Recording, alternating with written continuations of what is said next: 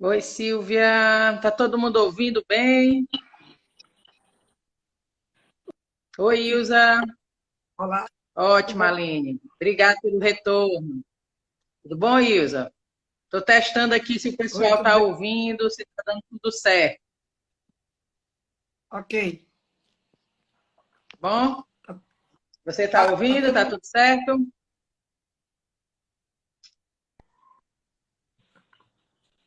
Pronto. Tá E todo mundo aí? ouvindo bem?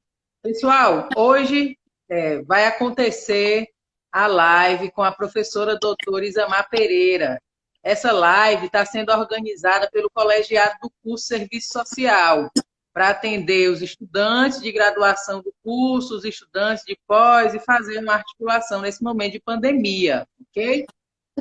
O tema dessa live é a desproteção social e a política de assistência social no cenário contemporâneo. Né? E quem vai falar um pouquinho aí durante esse tempo que a gente tem, que é 1 hora, é a professora Ilzamar. Ok? Ok. Posso começar, então? Professora Henrique está aí, professora Alba, professora Silvia. Quero agradecer aí a presença de todos e vou abrir para você começar, Ilzamar, tá bom? Pode começar. Então, gente, boa noite a todos que estão aí prestigiando nesse momento. Acho que é um momento importante. Eu quero agradecer ao curso de Serviço Social, né, essa oportunidade onde a gente vai fazer algumas reflexões em torno dessa política, né, hoje considerada essencial nesse momento de pandemia, mas, obviamente, o nosso tema vai estar tratando da questão do SUAS enquanto dentro do sistema de proteção social e os desafios que se colocam para essa política. Quero também agradecer a presença dos técnicos, dos discentes, dos docentes, de todas as universidades que estejam aí nos assistindo, né? Todos os amigos que estão aí também me prestigiando. Estou vendo aí o pessoal de Natal, manda aí uma boa noite para Natal, para a Bahia também, né? Agora, com a paixão pelos dois estados, né? Já que a gente está fazendo esse trabalho aqui junto ao UFRB muito importante. Quero também agradecer aos supervisores de campo que têm dado uma grande contribuição para o curso de serviço social aqui no Recôncavo da Bahia, né? Enfim, todos os trabalhadores da área da assistência social, né? Não só os assistentes sociais que estão na linha de frente, mas todos os trabalhadores do SUAS e do SUS que estão enfrentando com muita coragem, muita disposição e num momento também muito adverso essa pandemia. Na realidade, eu vou iniciar a nossa fala fazendo algumas considerações iniciais. Primeiro, a gente precisa entender, né, para a gente compreender um pouco dessa temática, que é o sistema de proteção social e a política de assistência social, né, e seus desafios contemporâneos, nós precisamos entender que esta crise sanitária, esta pandemia, ela está inserida numa crise do capitalismo. Né? Há uma justificativa muito comum de como que a pandemia temos uma crise do capital, uma crise no capitalismo, ela se acirra com a pandemia.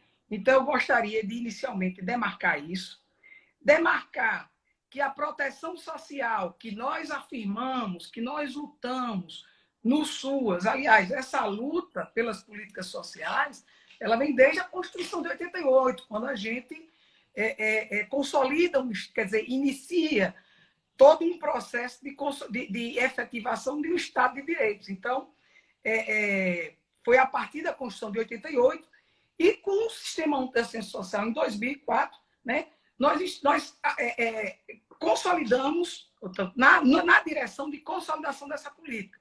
Mas eu gostaria também de chamar a atenção,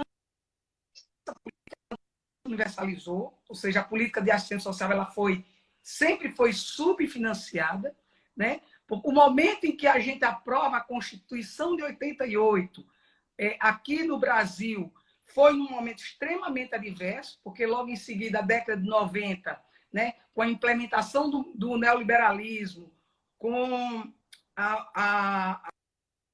o FHC, Collor e FHC na década de 90, o plano de reforma do Estado, em 95, com FHC, já dificulta que a gente implemente e consolide essa política, né? Então, daí essas contradições, mas a gente avançou nos governos mais democráticos, no governo do PT, de Lula, Dilma, a gente avança com o SUS, né? Mas, na realidade, o Estado brasileiro nunca assumiu e nunca financiou, de fato, ela sempre foi uma política subfinanciada. Né? Por que eu estou dizendo isso? Porque lutamos, a todas as conferências, nós lutamos para vincular uma receita, como a saúde e a educação. Nós nunca conseguimos avançar nesse processo. E em 2016, com o golpe de Estado, e aí é polêmico, alguns não consideram que foi golpe, mas na minha concepção, a partir do golpe de Estado de 2016, com o novo regime fiscal, o NRF, que impõe para nós a emenda constitucional 95, né, que congela por 20 anos os gastos públicos de todas as políticas sociais. Então, nesse momento, desde 2016, que essa tragédia estava anunciada, né? Então, a pandemia, ela se exacerba, ela se acirra dentro desse processo, onde fica muito visível que nós poderíamos estar com um sistema de proteção social, né, muito mais fortalecido para enfrentar essas questões, para enfrentar essas provisões e, no entanto, a NRF, o novo regime fiscal, a partir do golpe, em 2016, que congela por 20 anos as políticas públicas, ele já está ali dizendo, ó, daqui para frente, daqui para 20 anos, não vamos ter mais investimentos junto a essas políticas. E isso tem a ver com um tipo de Estado. Então, quando a gente fala aqui em defesa do Estado, nós precisamos demarcar de que Estado nós estamos falando. Do Estado neoliberal, ultraneoliberal, ou um Estado social, que é aquele que nós conseguimos, a partir da Constituição Federal, da Constituição de 88, afirmá-la ali constitucionalmente. É desse Estado que nós temos que falar. É esse Estado que nós temos que defender.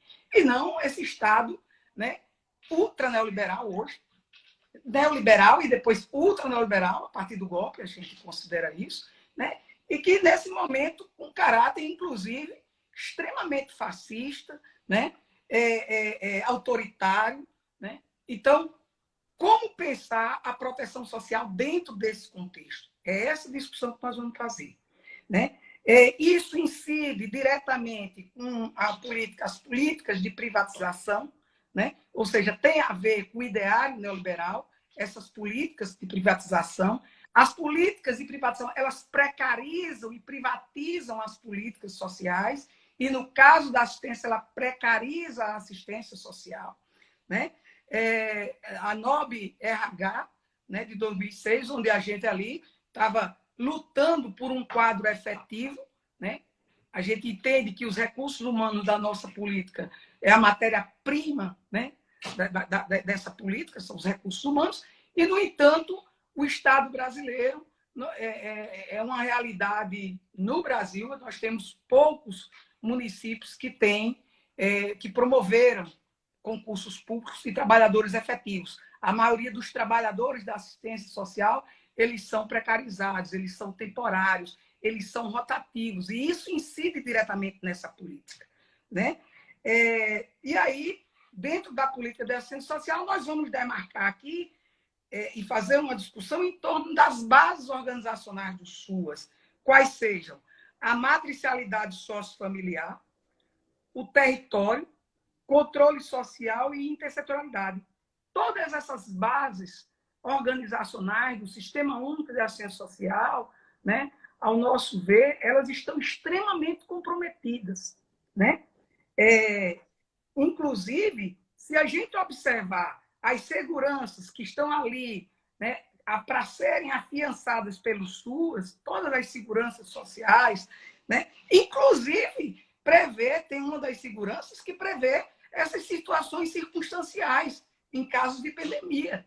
Mas teríamos que ter financiamento para enfrentar e para poder proteger, ter uma política de fato protetiva à nossa população, né? A gente convive com essas situações de chuvas, secas, ou seja, e agora a pandemia. Então, isso se acirra nesse processo e nesse quadro, né? Na realidade, essa pandemia ela desnuda a crise do capitalismo, né? Ela torna-se mais evidente.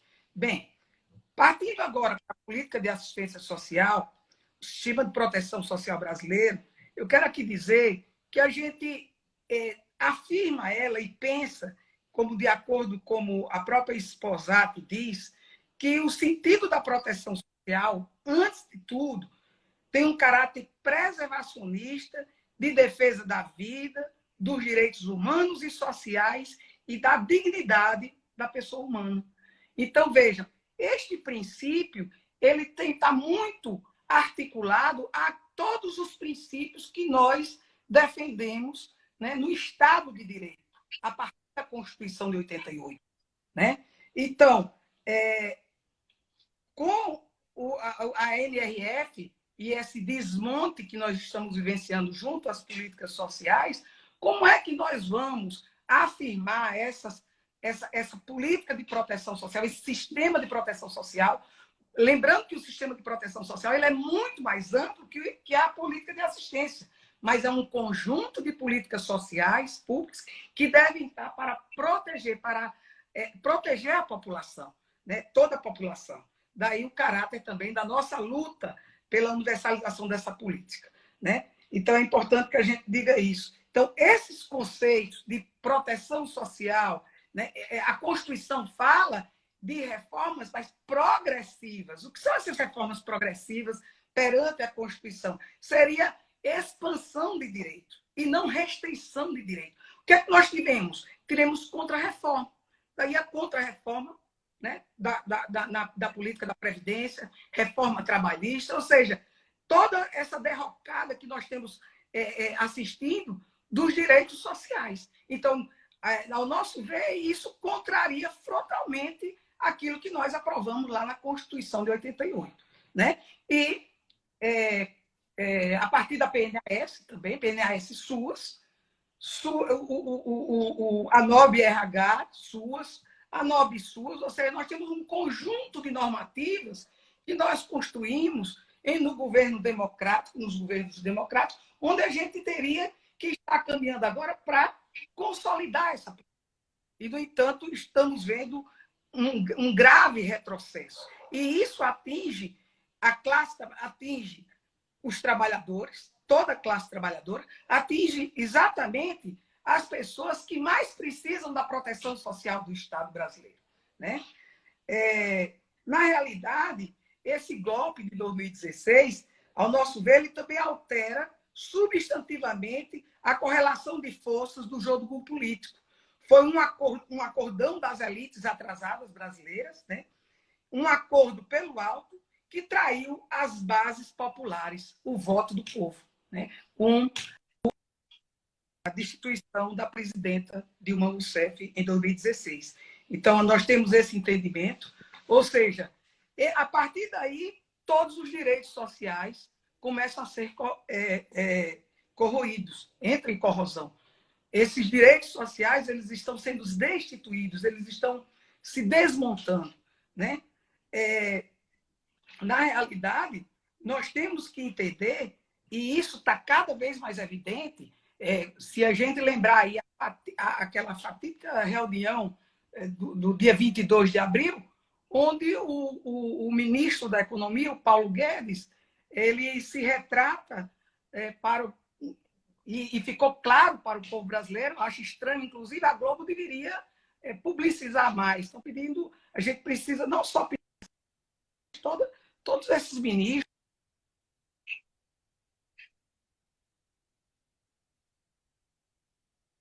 uma política de Estado de direitos, mas sim política, né, de morte, uma necropolítica. Né? Então, na realidade, o Guedes ele diz que aproveitou da pandemia para poder passar o congelamento de 2 anos, né, para os servidores públicos. Ou seja, sucateando e fragilizando os trabalhadores, né? E as políticas sociais públicas. Então, nós não temos como ter uma democracia fortalecida com instituições públicas sucateadas e enfraquecidas, que é a lógica desse, né? Para poder privatizá-la, né? Exato, e a gente precisa entender também que foi esse golpe, né? Foi com apoio midiático, é um golpe institucional midiático, conforme Alba Pinto de Carvalho, o próprio Montanha, um golpe parlamentar, um golpe de Estado midiático, onde este golpe ele fez um acordo por cima com as elites em benefício de um capital rentista, ou seja, torna as políticas sociais meras mercadorias, mercantilizando as políticas sociais, privatizando as políticas sociais, precarizando ainda mais essa política de assistência social, né? A gente precisa entender que a Globo, essa imprensa, ela também fez parte do golpe de 64, né? Ela também tem aí um forte... no golpe de 2016, ela também se reacende, né? Na realidade, o que nós temos hoje que pensar e refletir sobre a política de assistência social, e aí eu quis dar esse cenário, falar um pouco desse panorama, para a gente poder pensar aqui como é que está o SUAS, né? Como é que ele está se materializando em cada município brasileiro, né? Frente à pandemia e como é que ele está dando resposta, que respostas nós estamos dando a essa população, né?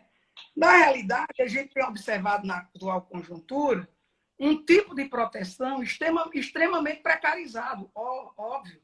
Se há um subfinanciamento, essa política ela se precariza, né? Sobrecarregando os trabalhadores dessa área, do SUS, do SUAS, inclusive a saúde, né? Está aí batendo mais de 30 mil mortes, né? E o Estado brasileiro não está achando que tem responsabilidade alguma. O compromisso dele é com o mercado e não com a vida. Então, nós precisamos reafirmar o nosso compromisso com a vida, com a dignidade da pessoa humana, aquilo que nós aprovamos em 88. Né? O SUAS ele precisa ser observado também em suas particularidades, ou seja, essa leitura do território. Nós precisamos qualificar nossa política, né? Essa leitura do território ela é feita, esses diagnósticos, pelos nossos técnicos. Então, a gente não pode deixar essa política com a mera entrega de cestas básicas e de kits, álcool, de proteção, né? Ocupando esses técnicos com essas entregas. Nada contra a cesta básica, acho que ela tem sim que ser viabilizada. O Estado brasileiro, o Estado ele precisa realmente apoiar a população, transferência de renda. Não estou questionando a cesta básica, e sim a forma, principalmente num ano eleitoral, onde se tem um apelo clientelista, né, muito forte frente a essas entregas. É bom chamar a atenção. Eu vi algumas matérias em alguns municípios, inclusive secretários de saúde, chamando a atenção. Ora, colocar pessoas na rua para entregar máscara tumultuada é uma falsa resposta à questão social. Né? Na realidade, a gente precisa sim fazer que as máscaras cheguem à população, que o álcool chegue à população, que a cesta básica chegue à população, mas você não pode se utilizar disso para limitar a política de assistência social a um mero atendimento a essas questões. Né? Então, nós precisamos retomar as bases organizacionais do SUAS e aí pensar o seu território de demandas e possibilidades. Né? A outra questão, a outra base organizacional muito importante que a gente avançou com o SUAS é exatamente o apoio à família. A gente não trabalha mais de forma segmentada, voluntarista, aleatória. Não. Nós temos um trabalho qualificado e um compromisso com essas famílias que são atendidas pelo Sistema Único de Assistência Social. Né? Nós temos também um sério compromisso com o controle social. Como estão se dando o controle social, os conselhos municipais de assistência, em tempos de pandemia? nos municípios, né? Na capital, nos interiores, ou seja, como eles estão se conformando? Eles estão realmente realizando o controle social, né?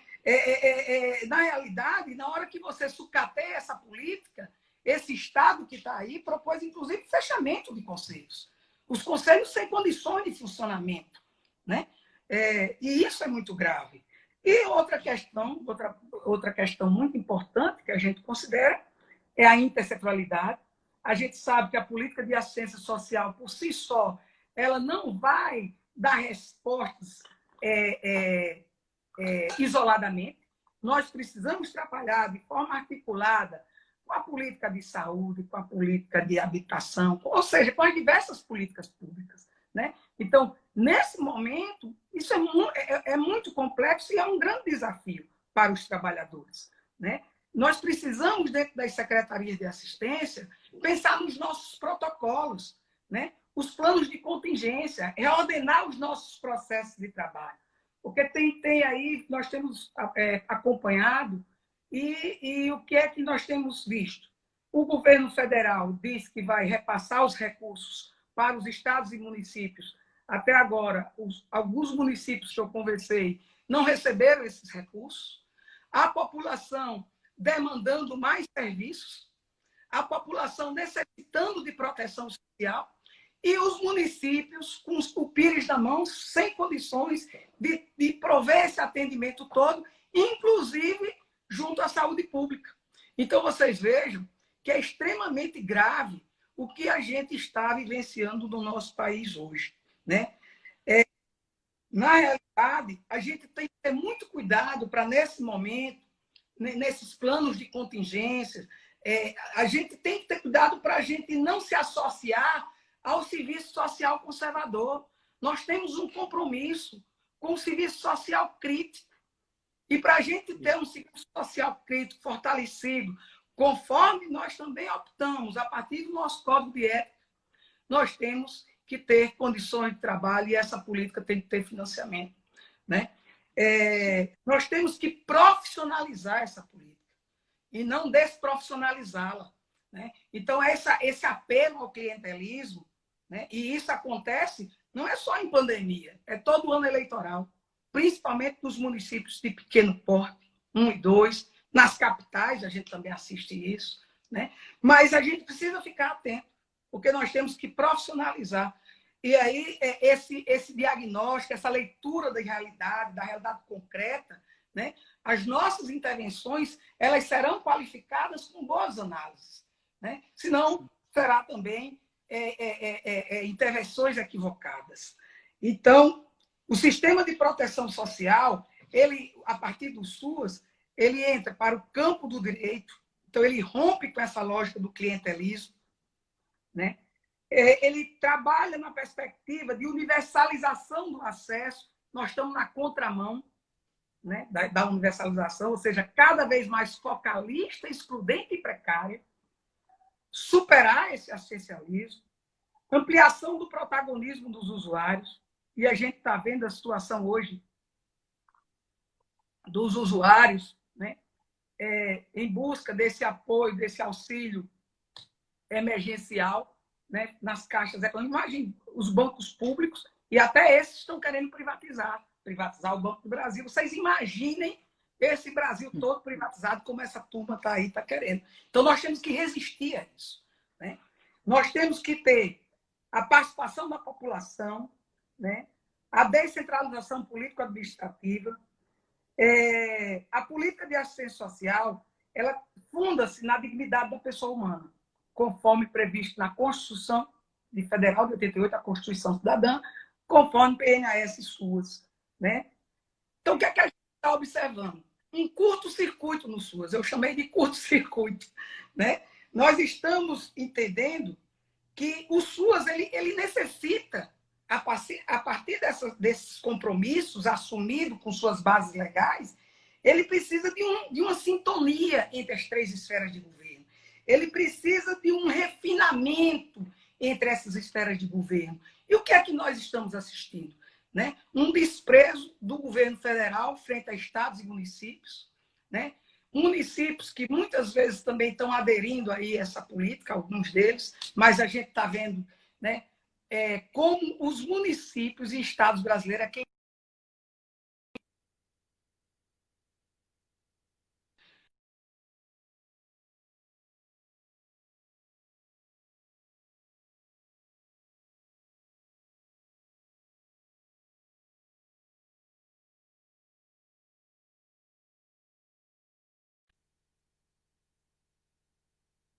nós temos um plano decenal, 2016 a 2026. Ele está em vigor e ele está totalmente engavetado. O governo federal não está subsidiando, assumindo aquilo que as conferências, que o CNAS foi pactuado em outras instâncias, como as CIBs, que é a pactuação entre os municípios e o Estado, né? E o governo do Estado, as CITES, que é governo federal, governo estadual e os representantes dos municípios, por porte. Ou seja, há um desrespeito total a essa agenda que nós aprovamos no SUAS, né?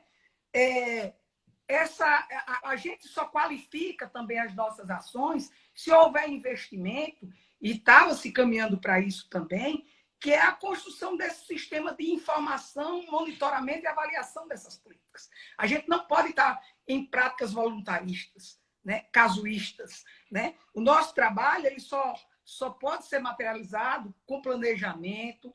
Para ter planejamento, a gente tem que ter uma base de financiamento, né? Garantir a desprecarização dos vínculos de trabalho nos SUAS, o fim dessa terceirização, ou seja, vejam que nós estamos entrando num circuito, e eu digo num curto-circuito, que nadando contra a maré. Nós aprovamos todos os compromissos que o Estado brasileiro precisa afiançar com essa política e, no entanto, nós estamos desmontando esse Estado de Direitos. Né? E a emenda constitucional 95, com o novo regime fiscal, vem exatamente para isso, né? Para desmoronar, para precarizar. Então, como é que nós vamos ter trabalhadores efetivos, né? Investir num padrão de qualidade dos serviços, né? Com essa rotatividade de profissionais? Isso é extremamente comprometedor. Né? E quero chamar a atenção aqui que, inclusive, se a gente trata a assistência enquanto um direito social, está lá nas seguranças que o SUAS também assumiu como proteção social. A segurança de provisão às necessidades humanas básicas, a segurança social de renda, a segurança de acolhida como ser de direitos, a segurança do convívio, a convivência familiar, comunitária e social. Né?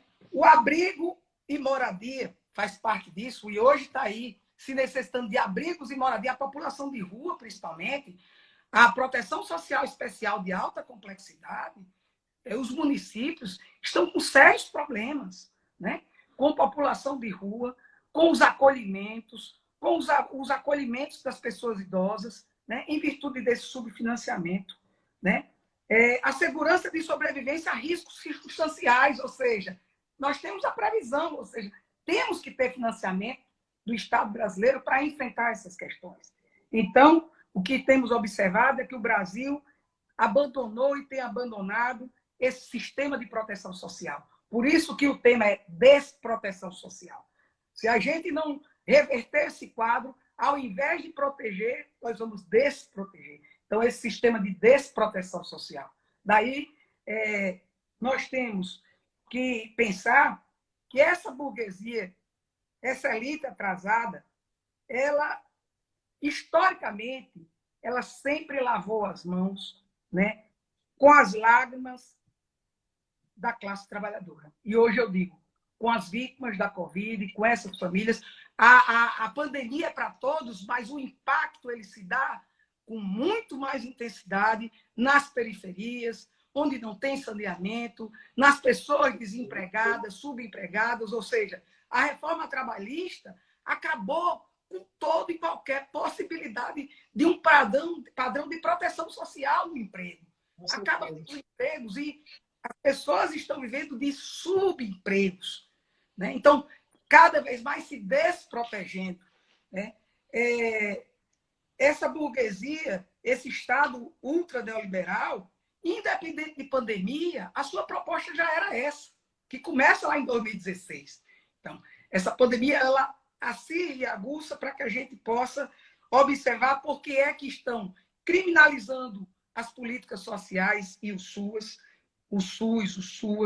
né? Esse derretimento do orçamento das políticas sociais do SUS, isso tem impacto direto na prestação de serviço à nossa população, de criança e adolescente, porque todas as demandas que nós tínhamos, nós permanecemos tendo.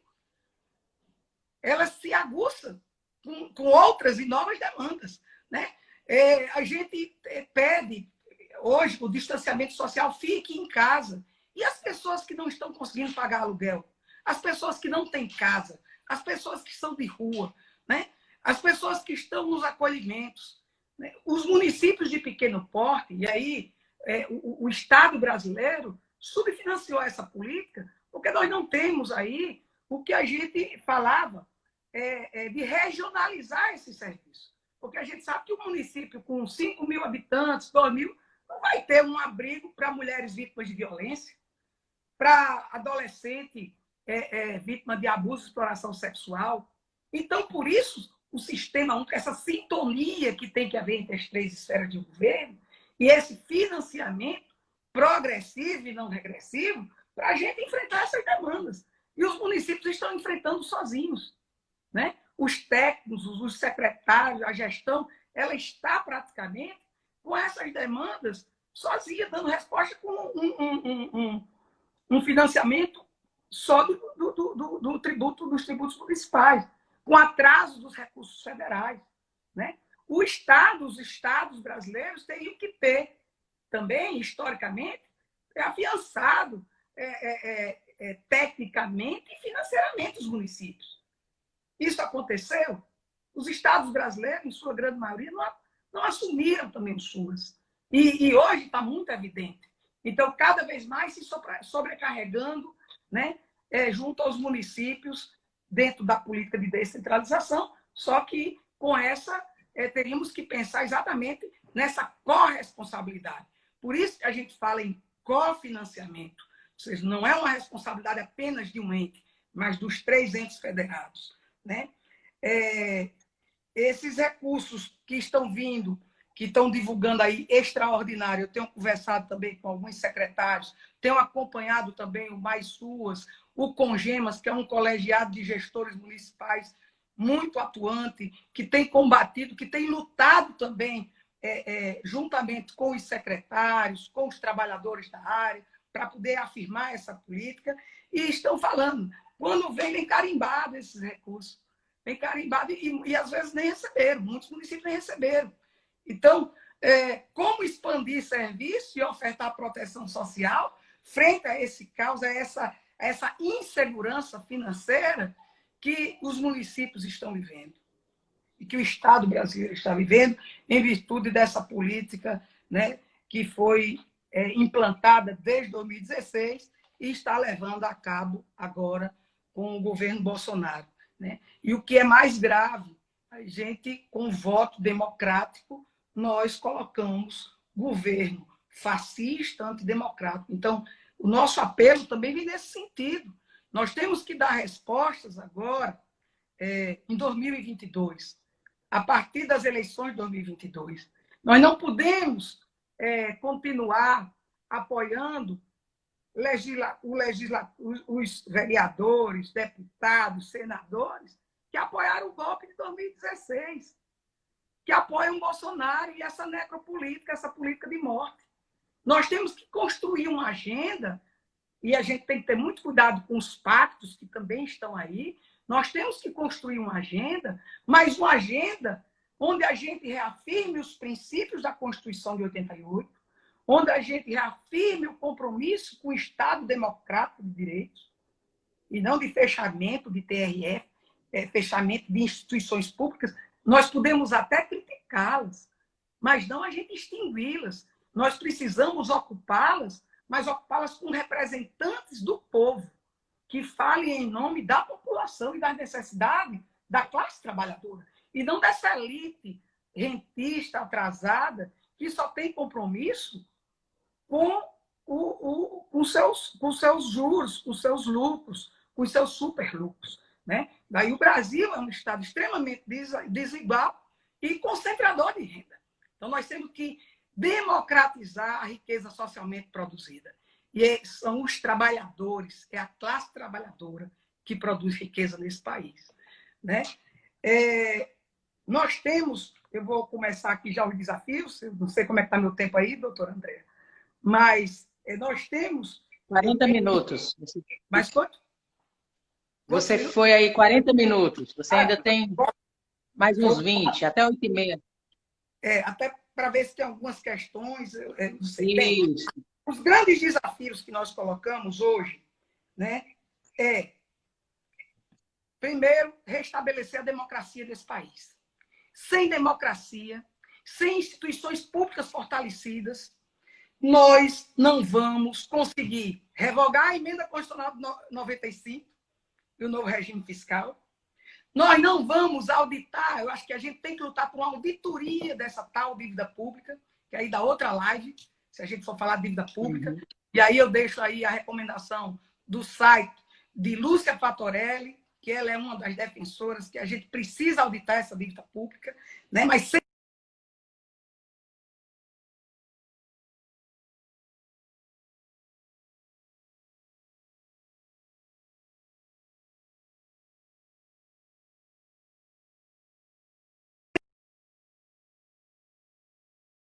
vencedor. A gente não pode permanecer dentro dessa lógica. Nós temos que subverter essa ordem, redirecionar a lógica desse Estado que está aí. Né? E resgatar aquilo que 70% da população já se comprometeu em fazer. Então, nós esperamos isso. Né? Taxar as grandes riquezas e não se encantem. O grande capital, ele não tem compromisso com direito social. Eu nunca vi ninguém se eleger dizendo que é contra saúde, educação, assistência. Todos dizem que são a favor.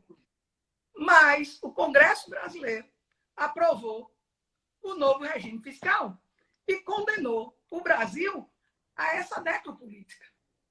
E quando o governo Bolsonaro surge, pós-golpe, 2016, esse plano está se consolidando. É isso que nós temos que enfrentar, é isso que vem pela frente.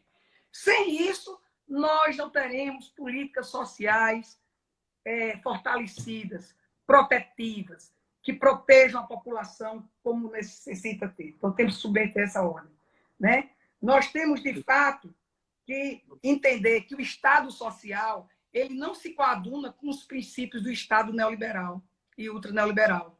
Porque o neoliberalismo, dentro do seu ideário, é privatização, terceirização, compromisso com o capital rentista e não com os empregos, com o trabalho protetivo. Né? Então, a gente precisa compreender isso. E, para finalizar, de fato, a gente precisa se comprometer com o serviço social crítico. Nós temos que ter cuidado nesse momento. O serviço social crítico, porque também há uma invasão do serviço social conservador. Nós temos que ter muito cuidado com o serviço social conservador, com essas práticas clientelistas, paternalistas, que vêm atravessando historicamente a nossa política. Né? Lembrando que o traço paternalista ele não pertence só à política social. Está na formação econômica, social e política desse país. Quantas e quantas vezes o SUS procura um amigo para resolver, conseguir um remédio. Isso também é clientelismo. O que a gente precisa é, de fato, fortalecer as instituições públicas e as bases democráticas. E ampliar acesso. Nós temos que ampliar o acesso a essa classe trabalhadora demandante desse direito e desse Estado social. Então, eu digo que a gente só sai pela defesa da vida. E a defesa da vida é o compromisso com a democracia e com o Estado Social de Direito. É isso que eu tenho a dizer e fico à disposição, Andréa. Isso, Isamar, belíssima explanação, viu? Só tenho a agradecer a você por você ter dado essa explanação muito lúcida para mim e para quase 100 pessoas que estão assistindo a gente agora, né? Então, assim, queria agradecer também a todo mundo que está participando dessa live. Eu anotei alguns nomes aqui que foram aparecendo, né? Nossos professores, nossas professoras, professora Simone, professora Albani, que fazem parte, junto com nós duas, desse colegiado do curso, professor João Paulo, professora Lúcia Aquino, professora Jusileide, professora Eleni, que estão à frente aí do programa de pós-graduação do curso de Serviço Social da FRB também, né? Os nossos alunos, os nossos egressos, alunos da pós-graduação, vi aí Jadna, vi algumas outras pessoas da pós, vi também muita gente de Natal falando, dando um alô aí para Isamar, algumas pessoas da UERN, eu vi Gabriela aqui, que foi minha companheira lá em Fortaleza, e tá em Mossoró também. O pessoal de Salvador, o pessoal da Unijorge falando aqui, que estava presente, né?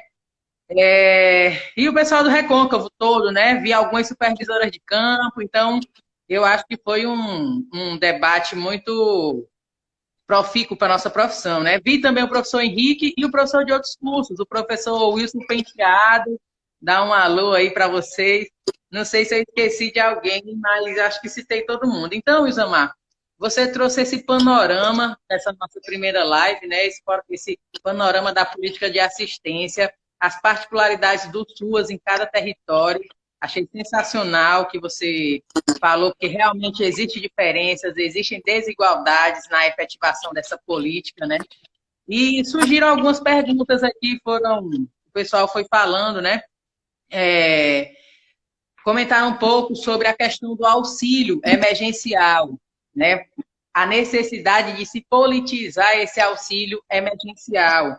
Falaram também de como os profissionais, principalmente do CRAS e do CREAS, estão vulneráveis nesse período de pandemia, né? Muitas vezes sem as condições adequadas de trabalho, aí eu queria que você comentasse um pouquinho disso aí. E aí, quando você falou das respostas, dos desafios, né, a questão de 2022, o pessoal começou a colocar aí fora Bolsonaro. Então, eu acho que a nossa live alcançou o nosso objetivo, né? Então, eu acho que você poderia, a gente tem aí mais uns 15 minutinhos, você poderia fazer uns 10 minutinhos sobre essas questões, eu sei que é pouco tempo, mas para depois a gente fazer um fechamento, agradecer o pessoal e falar as outras informações, pode ser? Tranquilo. Primeiro, dizer que a gente tem que ter cuidado, não é só fora Bolsonaro, é fora o bolsonarismo também. Porque já está se organizando aí um pacto, e a gente tem que ter muito cuidado, para que não tire esse Bolsonaro e coloque um que não fale palavrões e bote uma boa gravata, né? E venha com essa mesma agenda ultra neoliberal de privatizações, de privatizar todas as instituições públicas, está aí a Petrobras, Banco do Brasil, todas elas ameaçadas, grandes instituições públicas. Então, é isso que eu estou chamando a atenção. Qual é a agenda política e que tipo de Estado nós defendemos? Então, nós temos que exigir desses candidatos que estão aí, todos os vereadores e prefeitos, né? Afinal, qual é o tipo de Estado que você vai defender? Vai defender um Estado privatista ou um Estado social? Né? Então, o primeiro compromisso tem que ser esse. Sem esse compromisso, nós não podemos lutar pela desprecarização do trabalho, tá certo? Porque com essa política do novo regime fiscal, se a gente não reorientá-la, nós não vamos ter política social fortalecida nem progressiva no sentido de expandi-la. Ao contrário, ela vai ficar cada vez mais seletiva, excludente, precária, né? O que é direito se transformar em favor, né? A refilantropização da assistência. Isso é uma ameaça que está na nossa porta. Então, para isso, nós temos que primeiro perguntar que tipo de Estado nós queremos para a nossa população. Um Estado protetivo ou um Estado ultraneoliberal? Cuidado com os discursos, porque todos esses senadores, deputados, alguns vereadores, que chegam dizendo: olha, eu apoio a política de assistência, visita até o secretário. mas não faz uma emenda, é a favor desse governo da necropolítica, é a favor das privatizações, é contra os funcionários públicos, como o Guedes disse, né? Aproveitar e colocar a bomba no bolso do inimigo. Então, esse tipo de defesa, eles já estão mostrando. Eles têm sim um projeto. O projeto dele é com o grande capital rentista.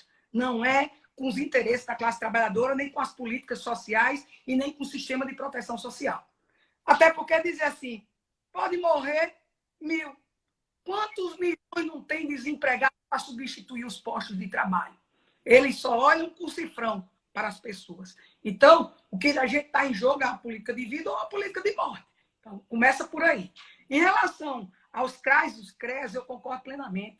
Nunca houve um financiamento para CRAs e CREAs, inclusive na sua infraestrutura.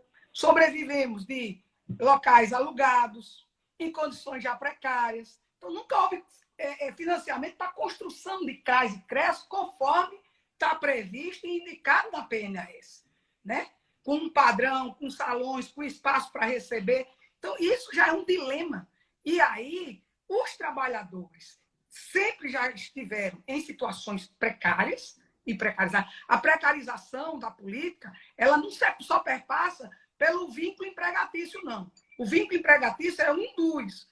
A gente defende o concurso público, a gente defende que a gente fortaleça essa política, mas tem que ter financiamento também para a manutenção dos serviços, para a qualificação desses profissionais, né? Para tudo isso. Então, os CRAs e CREAs, na realidade, no Brasil, eles são muito precários. E aí compromete o quê? A qualidade da nossa atuação. E os técnicos ficam muito tensionados, né? Essas exigências, é ele que está lá direto com o usuário, que muitas vezes também não sabe o que é direito, porque muitas vezes é passado como um favor, e o que chega, a forma que é atendido. Então, isso a gente precisa qualificar e profissionalizar a nossa política. Então, tem que mexer com a base de financiamento. Eu digo muito. Essa frase, acho que quem me conhece já sabe. Ninguém faz política pública sem financiamento. Orçamento é uma coisa, financiamento é outra. Eu vendo também agora pelo Congemas, desde 2016, a gente já teve um impacto de quase 60% de retirada de recursos do SUAS. Certo? Fora as parcelas que estão atrasadas. Como é que... Imagine, e as demandas aumentando com toda essa precarização e principalmente agora com a pandemia. Então, está tendo um adoecimento, né? A todos os profissionais da área, do SUS, profissionais morrendo. Nós estamos assistindo isso. Isso é barbárie, né? Hoje eu estava vendo também o governo Bolsonaro, ele vetou aí 8,6 bilhões de um fundo que foi extinto para combate à pandemia. Foi vetado pelo governo Bolsonaro, que era para emprestar os municípios. Ou seja, isso é uma política de morte, isso não é uma política de valorização da vida, né? O auxílio emergencial. O auxílio emergencial é um direito, não é um favor, como o Guedes. Né? Guedes se preocupa com as grandes empresas, que ele também disse naquela reunião. Naquela reunião ele viu muita coisa. A gente tem um compromisso com tudo, menos em combater a pandemia e menos um compromisso com a vida. Ali é um compromisso com o capital financeiro, ou seja, vamos salvar as grandes empresas que dá lucro e as pequenas podem fechar. Eu não estou falando de socialismo, não. Estou falando de capitalismo mesmo.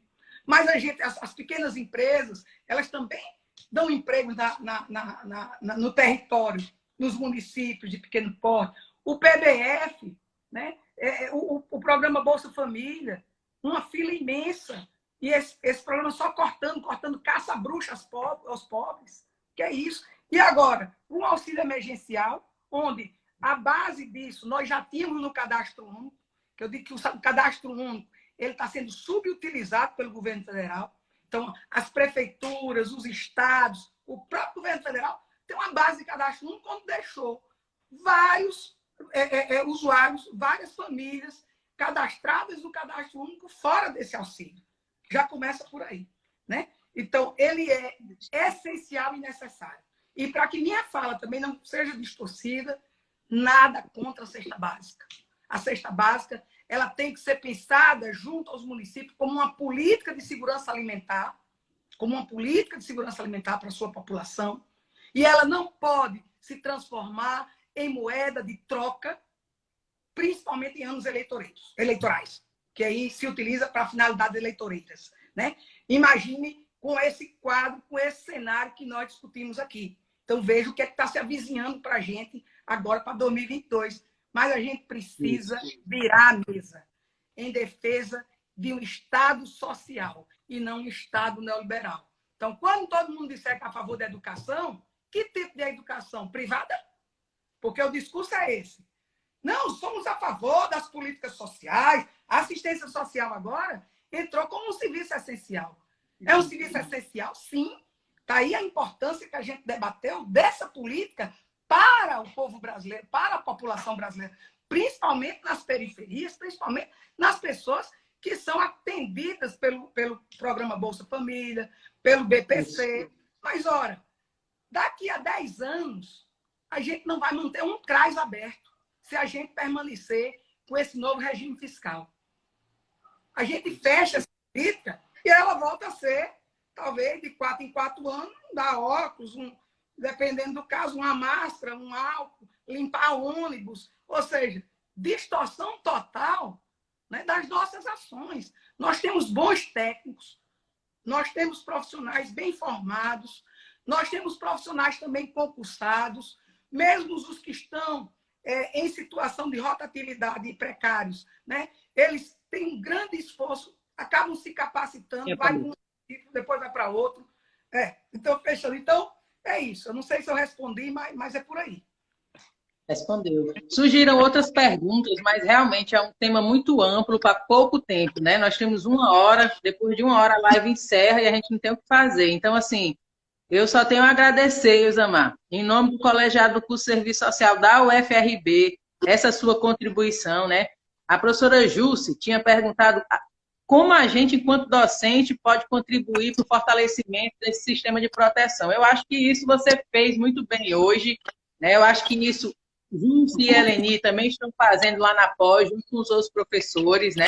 O pessoal aqui, ela perguntou, mas ela mesma já respondeu. O pessoal já deu dica aqui de outras lives, né? Lives sobre dívida pública, né? Pediram sugestões de artigo, e você já falou, o site lá da Fatorelli, né? Então, assim, eu queria só deixar registrado a minha alegria em participar desse curso, do curso de Serviço Social da UFRB. Eu acho que esse é o papel que a gente tem que fazer nessa pandemia, nesse momento tão difícil que a gente está passando, né, no Brasil e no mundo. Então, assim, muito obrigado pela sua contribuição. Queria agradecer às pessoas que estão participando. Olha, o CRES RN que colocou aqui, tem gente de Petrolina, tem gente de Teresina assistindo, né? O pessoal do Recôncavo do Santo Antônio de Jesus, Guaramé, Camila, a professora Camila apareceu aqui, nossos alunos, nossos egressos, é muito bom a gente ver esse momento, a gente conseguir se juntar nesse momento, né? Nesse contexto tão difícil que a gente está. Então, eu queria que você aí, Isamar, falasse um minutinho suas considerações finais, agradecesse também, porque até seu padrinho apareceu aqui, né? Disse, minha filhada querida. Então, assim, agradeço aí também para a gente poder encerrar, tá bom? Tá bom. Temos 3 minutinhos. Não, dar boa noite a todos, dizer que estamos à disposição, a UFRB está aberta, né? Nós temos aí um grupo de professores qualificados que estamos discutindo, né, toda essa conjuntura e as políticas sociais. A gente quer dar uma contribuição para os municípios, então dizer assim que é o que a gente pode fazer essas reflexões. Muitas vezes tem polêmicas, eu acho que é bom que tenha mesmo, isso é democracia, né? E é assim que a gente vai construindo consensos, mas a gente só não pode abrir mão de que é defender um Estado social de direito, democrático, direitos sociais, políticos, civis. Sem direitos civis, sem democracia, a gente não consegue avançar na luta por melhores condições de vida e por condições de vida digna para todas as classes. Muito obrigada. Obrigada, Isamar. Obrigado, pessoal. Gostaria de dizer que é assim que o curso de Serviço Social da UFRB vai fazer todas as quartas-feiras. Nós vamos ter lives como essa, né? Então, vocês podem se fazer presente aqui todas as quartas-feiras. O curso de Serviço Social se faz presente, resiste a esse ataque às universidades públicas, né? Fazendo parcerias, né, com o pessoal da UFP, que está aí, a Aline Kelly, com o pessoal de Petrolina, da FACAP, com o pessoal da UERN. Então, é isso que a gente quer, é isso que a gente quer construir. Vamos lá, o FRB presente. Valeu, Isamar. Valeu, obrigado a todos. E vamos lutar pelo Valeu. social crítico, cada vez mais reafirmado. Obrigado. Tchau, gente. Tá? Boa noite.